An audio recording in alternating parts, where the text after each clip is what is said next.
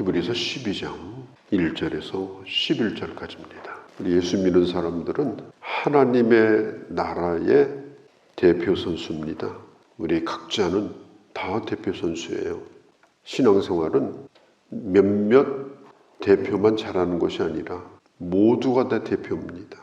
다른 사람과 경주하는 것이 아니라 내가 가야 될 그 길, 내가 달려갈 길, 그 길을 끝까지 완주하는 것, 그게 바로 신앙생활입니다.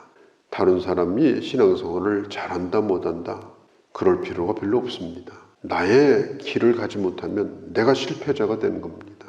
우리는 히브리서 11장에서 믿음의 용사들을 믿음의 전당에 초대해서 그들의 믿음을 한 사람씩 다 소개를 했습니다.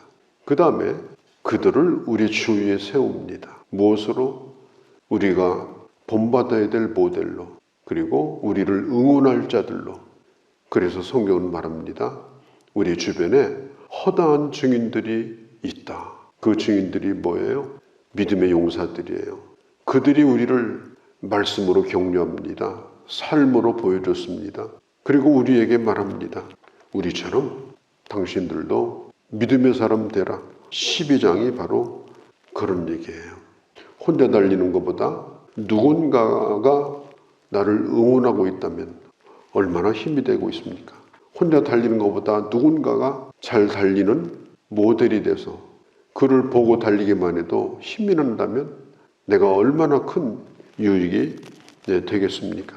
모든 코스를 다 달리고 결승선에 도달할 때 많은 사람들이 나를 기다리고 축복해 준다면 얼마나 영광스럽겠습니까? 신앙생활은 그렇게 쉽지 않습니다. 끝까지 잘해야 되기 때문에 끝까지 잘하는 게 중요해요. 올림픽에서 메달을 땄던 황영주 선수가 그가 쓴 글에 보면 이런 얘기를 해요. 풀코스를 뛰는데 3분의 2 정도 뛸 때가 제일 어렵답니다. 얼마나 어렵냐? 옆에 차가 지나가면 뛰어들고 싶을 정도로 어렵다고 합니다. 신앙생활은 쉬운 게 아니에요. 고비고비 힘든 일도 많습니다. 그렇기 때문에 그냥 맹목적으로 아무 생각 없이 달려서는 안 되는 거고 내 스스로를 훈련해야 되고 특별히 하나님이 내게 주시는 그 상급, 하나님이 내게 주시는 그 놀라운 보상, 그것에 대한 기대가 있어야 합니다. 상 바라보고 신앙생활 하는 걸 유치한 거라고 저도 젊을 때 생각한 적이 있었어요. 그런데 20년, 30년 넘게 목회를 하면서 어떤 생각이 드는가 하면 내가 이 땅에서 수고하는 수고는 결코 이 땅에서 다 보상받는 것이 아니구나. 이런 생각을 하게 됐습니다. 내가 일한 만큼, 수고한 만큼 땅에서 보상이 주어지는 건 아니다. 결국은 하나님 앞에 가서 받아야 될 상이 더 많겠구나. 그런 생각을 목회를 하면 할수록 더 드는 것은 사람을 바라보고 내가 신앙생활을 하고 주의 일을 할 것은 아니라는 것. 사람의 칭찬과 기대에 목매어 살면 안 된다는 것. 이런 것을 깨닫게 됩니다. 그래서 주님을 더 바라보게 되고 주님의 상을 바라보게 되는 거예요. 우리 예수님도 이 세상에서 무슨 보상을 받았습니까? 죽을 때까지 침 뱉고 머리채 잡아당기고 수염 뜯기고 인간으로서 입에 담을 수 없는 어마어마한 수치를 예수님은 당했지만 단 한마디도 하지 않았습니다. 우리가 주의 일을 하고 예수를 믿는다고 하는 것은 뭐냐? 사람을 상대해가지고 하는 게 아닙니다. 심지어 교회를 상대해서 싸우는 사람도 있어요. 이건 죽으려고 작정한 겁니다. 교회를 상대해서 어떻게 싸웁니까? 하나님의 사람이. 그건 대단히 잘못된 겁니다. 예수님도 그렇게 하지 않았고 하나님의 종들도 그렇게 하지 않았어요. 그렇게 하다가 내 갈 길 다 못 가고 나의 갈 길을 다 가도록 그렇게 가야 되는데 어느 순간에 주저앉아가지고 신앙의 실패자로 낙오자가 된다면 그건 고스란히 내 책임으로 돌아오게 되고 누구도 보상할 수가 없어요. 누구도 대신할 수가 없어요. 신앙생활은 어떻든지 간에 내 스스로가 잘 해야 됩니다. 시선을 극도로 집중해서 주님을 바라보고 살아야 됩니다. 오늘 성경도 말하잖아요. 얽매이기 쉬운 것을 벗어버려라. 여기서 말하는 것은 육상 경기를 말해요. 달리기를 할 때 문제가 뭐냐? 몸에 거추장스러운 것이 많으면 달리기를 할 수가 없어요. 그래서 될 수 있으면 몸을 가볍게 만들어주고 군살도 빼주고 간편하게 해서 그날이 최고의 컨디션이 되도록 만들어서 달려야 되는 겁니다. 어떤 사람 시험을 걸고 다니는 사람이 있어요. 신방에 보면 다 시험 들었다고. 그 시험은 무슨 수시로 치는 시험입니까? 신앙생활은 그렇게 하는 게 아니에요. 시험 없이 늘 잘 달려야 돼요. 그때는 그리스에 올림픽이 있던 시대입니다. 그 당시에 올림픽의 육상 경기자는 거의 알몸으로 뛰었습니다. 이제 남자들만 이제 경기를 하니까 한번 상상을 해보세요. 지금 출발점에 있는 운동선수가 배가 불룩 튀어나와가지고 등은 굽어지고 상상이 됩니까? 다 깎아내야 돼요. 다 털어내야 돼요.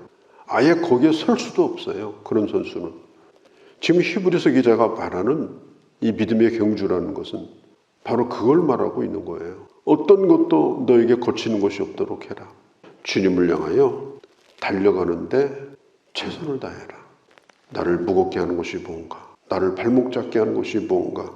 잘못된 생각들, 잘못된 습관들, 이런 것들이 무엇인가 털어내고 오늘 주님 앞에 가도 조금도 아쉽지 않을 정도로, 오늘 주님이 불러도 조금도 미련이 없을 정도로 그렇게 준비하고 우리가 매일매일 살아가는 것, 그게 중요합니다. 믿음의 주여 온전케 하시는 예수를 바라보라. 그 앞에 있는 기쁨을 위하여 십자가를 참으사 부끄러움을 개의치 아니하시더니 하나님 보좌 우편에 앉으셨느니라. 우리의 표대는 믿음의 완성자인, 믿음의 모델인 예수 그리스도를 보고 집중하여 따라가는 겁니다. 예수님은 자기를 모욕하는 자들에게 붙들리지 않았습니다. 오늘 성경 말하지 않아요? 개의치 아니하시고 자기가 수치스러운 것, 부끄러운 걸 개의치 않았어요. 내가 욕을 먹었다, 내가 수치를 당했다, 내 자존심이 깎였다, 그런 걸 개의치 않아야 됩니다. 그래야 내 믿음의 길을 잘 달릴 수가 있어요. 우리 예수님도 그렇게 사셨습니다. 오늘 여기 보면은 참은 자를 생각하라. 3절에 그분이 누구예요? 예수 그리스도입니다. 3절 너희가 피곤하여 낙심하지 않기 위하여.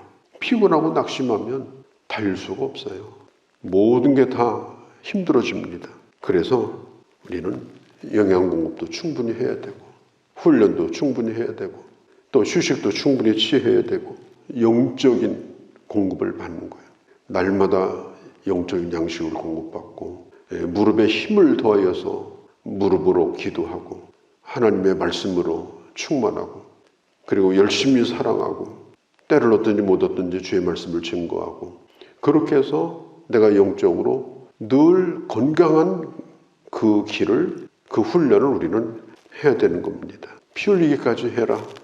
4절에 피 흘리기까지 해라. 아마도 히브리서 기자는 격투기를 상상하고 분명히 이걸 기록했을 거예요. 지금도 격투기가 대단하잖아요. 그런데 그 당시도 그랬어요. 우리가 신앙생활을 하는 데 있어서 우리가 싸워야 될 싸움을 싸워야 돼요. 사람을 상대로 해서 싸우는 것은 옳은 것이 아닙니다. 우리에게 주어진 영적 싸움, 내 자신과의 싸움, 악한 영과의 싸움, 우리가 그런 싸움과 싸워서 이겨야 됩니다.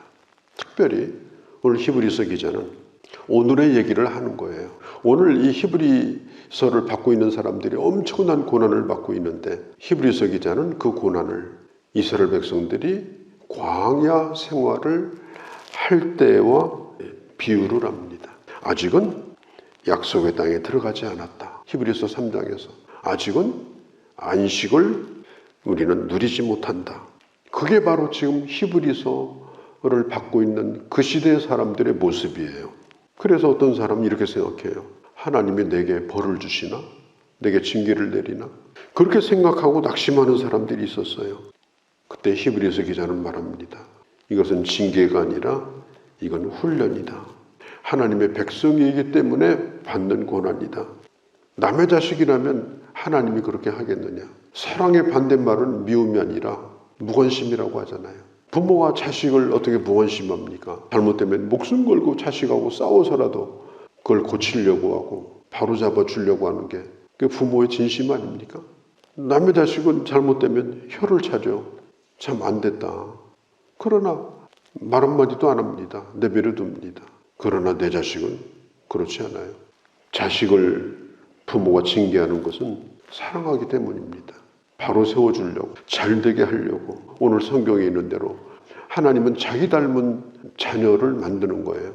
자기 닮은 사람, 하나님의 형상을 닮은 사람, 그렇게 만들려고 하나님은 그 자녀를 징계하신다. 육신의 부모가 나를 징계할지라도 부모가 나를 사랑한다는 걸 알기 때문에 집을 나가지 않아요. 혼나도 참아요. 그런데 영의 아버지, 모든 영의 아버지께서 나를 징계하실 때 그 주님의 징계에 복종하면서 살려 하지 않겠느냐? 지금 당신들이 당하는 고난은 하나님이 버렸기 때문이 아니다. 참 하나님의 자녀이기 때문이다. 오늘 마지막 절에 보면 평강의 열매를 맺느니라. 우리가 그런 말이 있지 않습니까? 인내는 쓰지만 열매는 달다. 이건 영적으로도 적용이 됩니다. 우리가 어려움을 극복하고 힘들고 어려워도 하나님을 원망하지 않고 믿음으로 잘 견디고 그런 과정을 통해서 내가 하나님의 사람다워진다고 하면 마지막에 가서는 평강의 열매를 맺습니다. 하나님께서 주시는 평강을 누려요. 우리는 두 가지 이 극단을 조심해야 돼요. 첫 번째는 하나님의 징계를 너무 소홀히 여기는 거. 두 번째는 징계를 한번 받았다고 해서 낙심하고 사는 거. 이 두 가지 안 됩니다. 우리는 징계를 소홀히 여기도 안 돼요. 그렇다고 해서 한번 혼났다고 해가지고 좌절해가지고 이래도 안 돼요. 우리는 좋으신 아버지 하나님을 믿기 때문에 그분의 징계를 하나님의 사람으로 되어져가는 과정으로 여기고 잘 참고 예수님처럼 견디고 그런 것들을 개의치 않고 그 선하심을 믿고 그 과정을 잘 받으면 반드시 우리는 갈수록 하나님의 자녀다워지는 자녀가 될 수 있다 하는 겁니다. 우리가 가을에 운동회 할 때 운동선수들만 나오잖아요. 동네 대표 뭐 이렇게 가지고. 신앙생활은 동네 대표가 없어요. 우리가 다 선수들이에요. 우리 갈 길을 잘 달려야 합니다.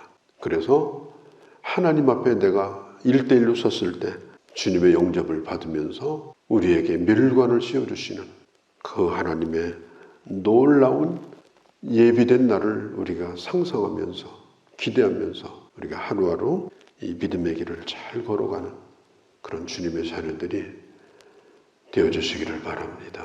거룩하신 우리 아버지, 신앙생활은 교회 대표 선수로 오늘 내가 나선 것이 아니고 나의 신앙생활을 내가 잘 해야 되고 그리고 하나님 앞에 설 때 1대1로 그분을 만날 것임을 잊지 않게 하시고 아버지 하나님, 오늘 우리가 믿음의 길이 힘들고 어렵지만 믿음의 전당에 호출을 받은 수많은 증인들 앞에서 그들의 격려를 받으며 그들의 아름다운 모델을 본받으며 우리로 하여금 경주할 수 있게 하심을 감사를 드립니다. 무엇보다도 예수님이 먼저 그 길을 가셨고 승리하셨기에 저희들도 그 길을 잘 가게 하여 주옵소서. 징계를 받았다고 낙심하는 자가 되든지 징계를 너무 소홀히 여기는 자가 되지 않게 하시고 아버지 징계도 잘 받는 자가 돼서 더 고쳐지고 만들어지고 아버지 갈수록 더 멋진 하나님의 사람이 되어서 하나님의 앞에 설 때는 최고의 모습으로 설 수 있는 그런 저희가 되게 하여 주옵소서. 이 하루도 주께 의탁합니다. 우리 주 예수님의 이름으로 기도하옵나이다. 아멘.